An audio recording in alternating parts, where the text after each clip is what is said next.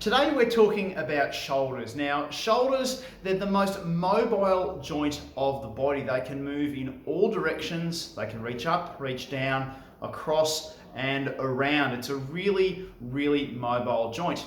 Now, as a result, we can make it really complicated to try to work out what's wrong when you have shoulder pain. So if there's something like a bursitis, or a tendinitis, or a tendinopathy, or instability, or a labral tear, or slap lesion, or all of these different words that you might have heard from your GP or health professional. But there's a couple of key principles that we find really help with shoulders, and I'd like to share those with you today.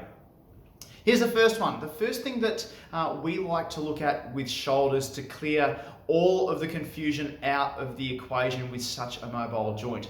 We like to have a look at how the muscles of the shoulder are working. You might know these as the rotator cuff, okay? Now the rotator cuff actually lives behind your shoulder on your shoulder blade and has a number of tendons that come in and join into that ball that's underneath the socket, okay? And they move your arm in different directions. Now, what can happen is that if you've got an issue with your shoulder, those muscles actually tighten up to try to protect it. And they on their own can cause pain through the front of the shoulder or down the side of the arm. So you can have something like a bursitis on your ultrasound scan, but the pain that you're experiencing can actually be more from the rotator cuff. So it's really important to have a look at the function of that rotator cuff, see if there's any trigger points or tight muscles in that rotator cuff to see if they are contributing to that shoulder pain that you are getting.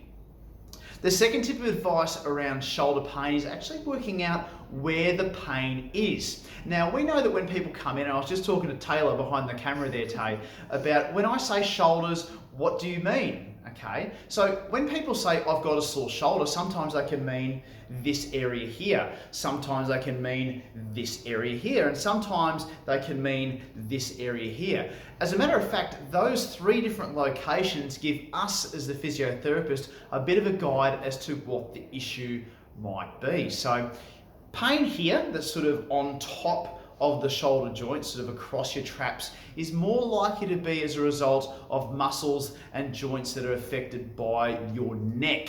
Okay, so your upper trapezius, levator scap, or perhaps some referred pain from scalene. So if there's pain here, we need to assess the neck to see what's going on. If there's an issue at the front of the shoulder, okay, so in that kind of area here, perhaps is really localized to one spot, that's more likely to be either a bursitis or a tendinitis, or if it feels quite deep inside the shoulder, it could be one of the structures in there, like a bit of a cartilage or perhaps a little bit of the labrum as well. And we can sort of either scan that or do a few special tests to work out if that's the issue from there. If it's behind the shoulder, what that can be is either the rotator cuff itself, like the muscle, or it could be a stability issue. So where the muscles themselves aren't doing a really good job in being able to lift the arm efficiently, and as a result of that, the ball and socket within the joint isn't moving as efficiently or smoothly as it could be, depending on the activity that you're trying to do. So that's the second thing. Look for the location of the pain to determine what structure might be involved.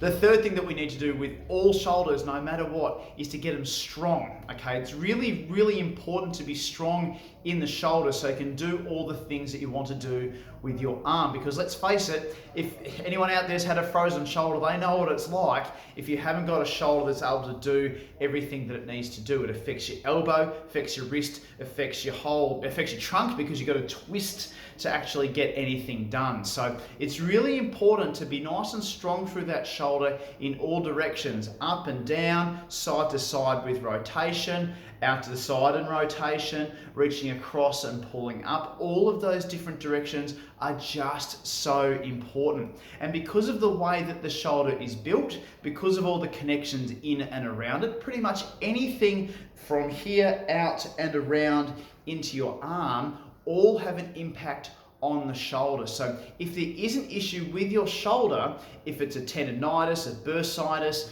anything like that, it's important to look at the structure and function of all of the muscles around the shoulder to see where any deficits lie, where the strengthening needs to be done to get you back to full function and doing all of the things that you want to do. Hey, I hope that's been a really useful sort of overview of how shoulders operate. If you do need some help with your shoulder pain, you know where we are. Click the link below, look at the Contact Us page on the website to get in touch with us to see if there's something that can be done. Because as it turns out, shoulder pain isn't always simple, okay? It can be the neck, can be another structure. Needs a really complete diagnosis and a really comprehensive treatment plan to work out what the next steps need to be for you. We'll see you next time for the next Facebook Live video. Cheers and bye for now.